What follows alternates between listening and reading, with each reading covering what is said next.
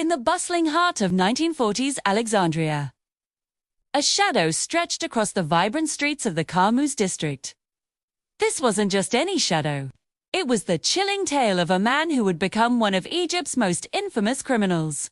His name was Saad Iskandar Abdel Masih, but the city would soon know him by a far more terrifying name, the Karmouz Butcher. Our story begins not in the clamor of the city, but in the quiet, dusty lanes of Asut, where Saad was born. Seeking a new life, he moved to the sprawling port of Alexandria, a city of dreams for many. But for Saad, it was a city of dark opportunities. He worked as a porter, his strength and unassuming nature allowing him to blend in. He rented a small, shadowy warehouse, or shunner, a place that would soon become a silent witness to unimaginable horrors.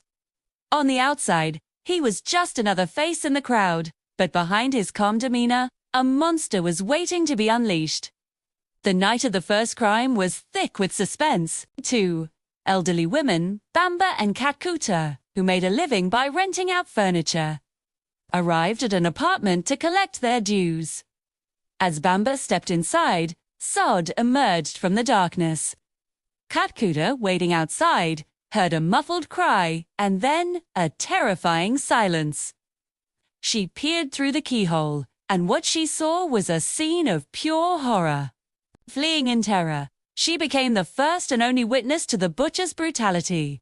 But fear kept her silent, and Saad, emboldened, continued his charade. By day, he was a picture of charm.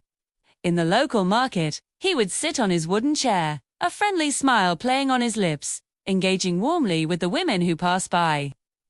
He was known, liked, and trusted. No one could suspect that this polite young man was the same person responsible for the growing whispers of disappearances that haunted the neighborhood. He was a master of deception, hiding his predatory nature behind a mask of normalcy. Using his charm as his most dangerous weapon, the warehouse, his schooner was the epicenter of his evil. It was here that he lured his victims, their trust, leading them to their doom. One day, a local merchant, lured by the promise of a good deal, followed Saad into the dimly lit space. The door closed, and the merchant was never seen again. Suspicions were rising, and the police, now alerted to a pattern, began to close in. Through. They discovered the horrifying truth beneath the dirt floor of the warehouse. Human skulls, a grim testament to the butcher's reign of terror. With concrete evidence, but no solid way to catch him in the act, the police devised a clever trap. An officer disguised himself as a Saidi man, a common sight in the area, and was accompanied by a brave female officer acting as a decoy. They walked the streets, a calculated bait for the predator. As predicted, Saad's charming facade reappeared. He approached the woman, his intentions clear. The moment he was drawn in, the police sprung their trap, arresting him inside a public bus, bringing his spree of terror to an abrupt end. The trial of the Karmouz butcher was a sensation. The courtroom was packed as the details of his heinous crimes were laid bare. Saad Iskandar Abdel Masih was found guilty and sentenced to death. As he walked the final corridor to the gallows, the shadow he had cast over Alexandria finally began to recede. His execution on February 25, 1953, closed a dark and bloody chapter in the city's history.